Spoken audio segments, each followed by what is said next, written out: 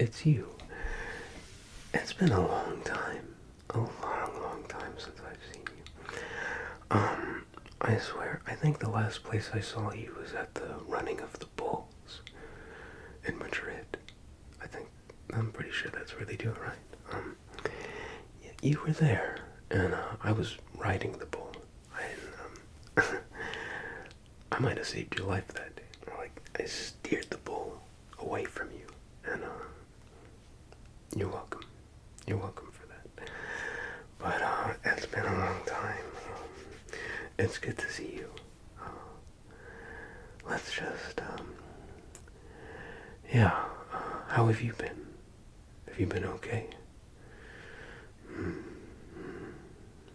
Alright, that's, that's a little bit boring. Let's talk about me. Let's just reminisce. Let's just reminisce about me. Yeah, I'm the one with all the stories. Do you remember that time that I was the runner-up to be the Queen of England? You don't remember that either? Oh man, it was kind of a big deal. A pretty big deal when it was happening. Yeah, I almost won. I got real close. And then, they eventually figured out that I'm not British. They figured out that I'm not British, you know. And also that I'm not a lady or a part of the royal family, but, still, I was literally this close to being the Queen of England. Really close. What a wild time. Crazy time. Now, I don't know if you remember this about me, but I actually invented the thimble. I invented that. I guess you weren't around during that time.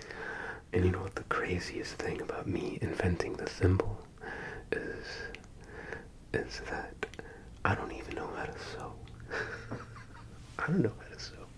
It's the craziest thing, man. I don't even know how to sew. But I saw the need for it, and I invented it.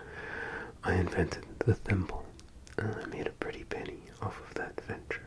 Yeah, it was good. It was good for me and my bank account.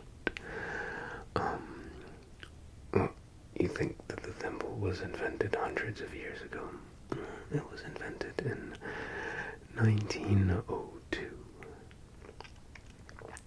Excuse me. It was invented in 1922. Oh, you think I look too young to be born that long ago? Well, that's really flattering. I'm flattered, and thank you. But I'm not young. Do you want to know my secret for how I look so young? Orange peels. Every night, I cover my face with orange peels.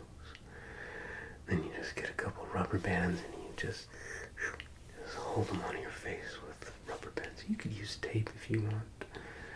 Painter's tape though, not duct tape. Definitely painter's tape, because it'll come off nice, you know.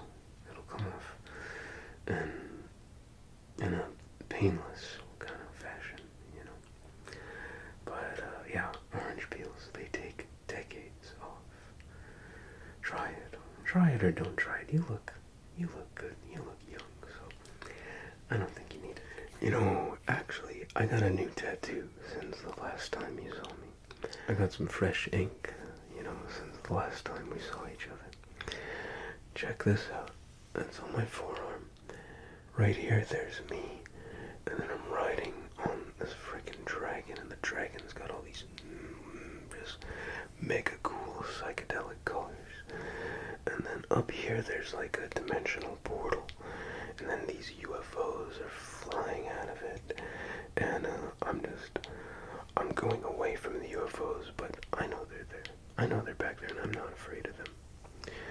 Yeah, what do you mean you can't see it? You can't. That's all right here. Oh my gosh. Oh my gosh. I can't believe that I'm the one to break this to you. This is awful news, but you might be colorblind. Yeah, you're colorblind. I'm so sorry. is a bummer. And it's a weird way to find out. Usually people find out in a doctor's office. I'm sorry to be the one to tell you, but let's talk about something else. I'm sorry. Well, moving on. Did you know that I'm actually the first person to discover that you can pop pimples? People didn't know that before I did it. I was the first one to ever give it a try, and that caused a revolution in society. That was a revolutionary moment, for pretty much the entire world. People were just going through their lives with their pimples, not knowing that you can just, that there's a quick fix. Yeah, people were just waiting, maybe using a hot compress or something, but sometimes you just don't have time for that. Sometimes you don't have time to wait it out, and you just gotta get rid of that pimple. Well, once again, you're welcome. You're welcome for that one. Yeah, well, do you know if anybody's hiring right now? Is your workplace hiring? I'm in between gigs right now. Yeah, I'm taking a break from archaeology. It's what's in my heart. I love archaeology, and I did just recently discover a dinosaur that no one's discovered before.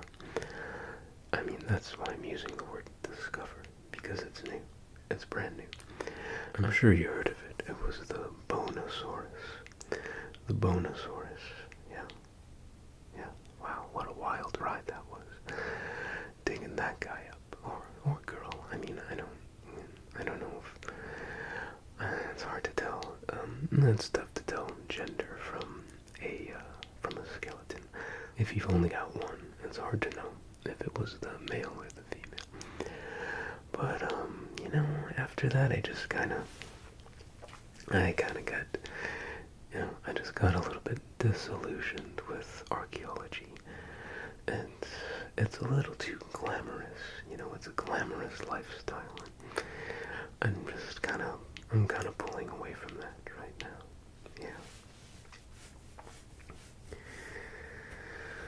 Well, recently, as a hobby, I've just been messing around with creating new crystals and metals and stuff like that.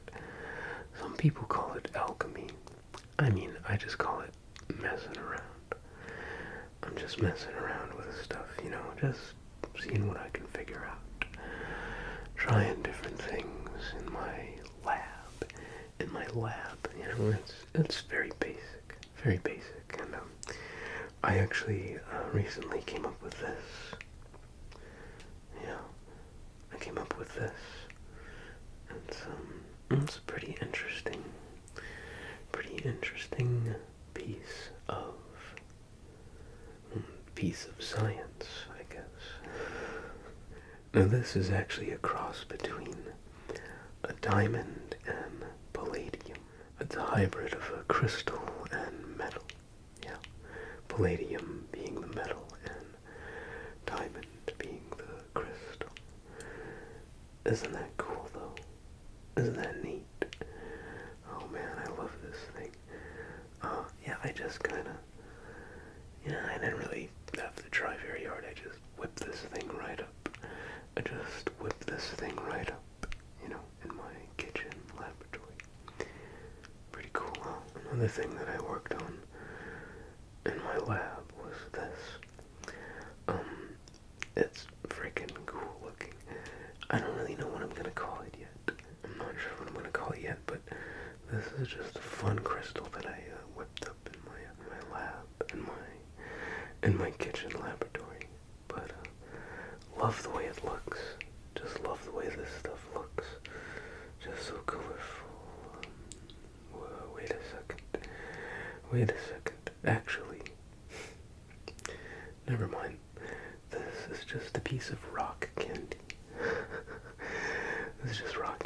I made it when I was hungry, you know. I wanted something sweet, so I just whipped this up. Yeah, it's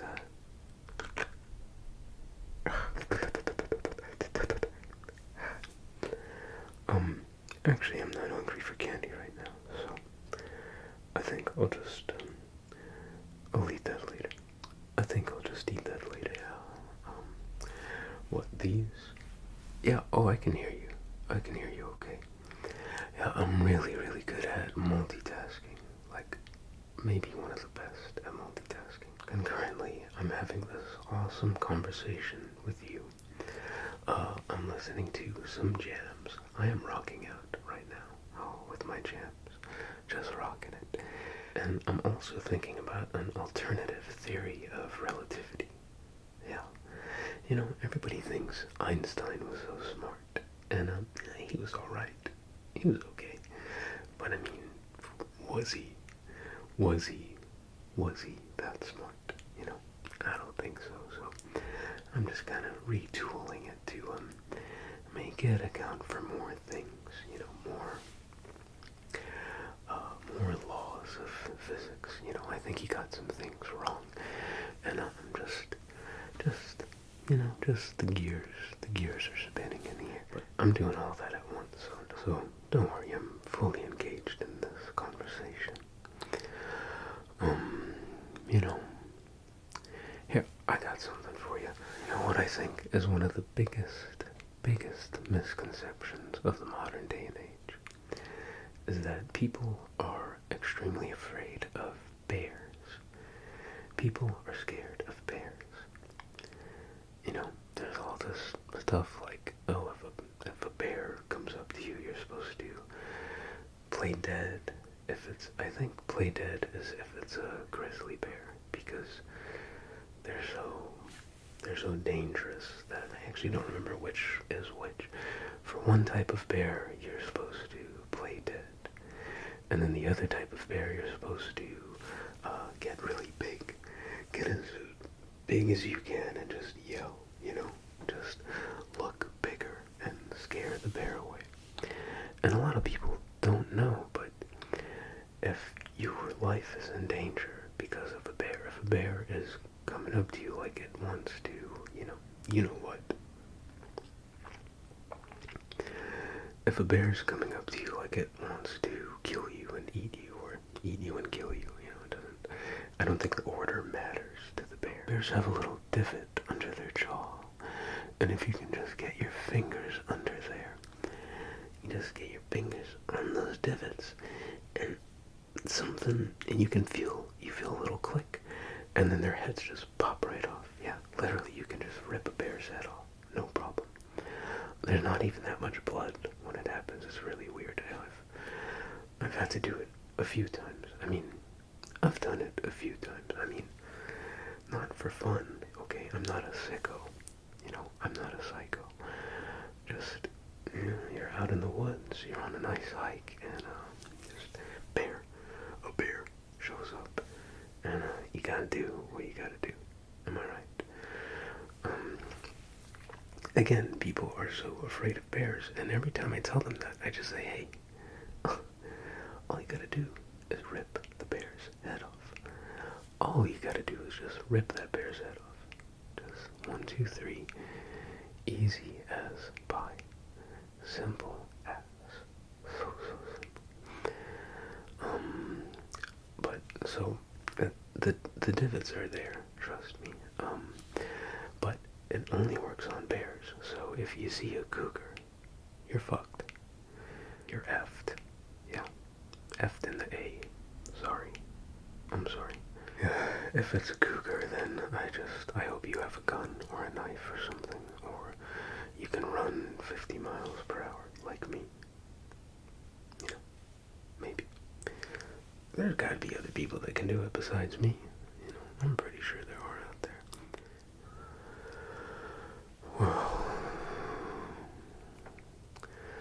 Well, you know what? Actually, I gotta get going. Yeah, I'm on my way to accept the Nobel Peace Prize. That's happening today. Yeah. I mean, you might not have known, but probably because you didn't need to know. That's alright. That's normal. Yeah, they're giving me the Peace Prize for, yeah, they're actually giving me the Peace Prize for a TED Talk. You know, I recently did a TED Talk, and it was letting people know about how you can just rip bears' heads off.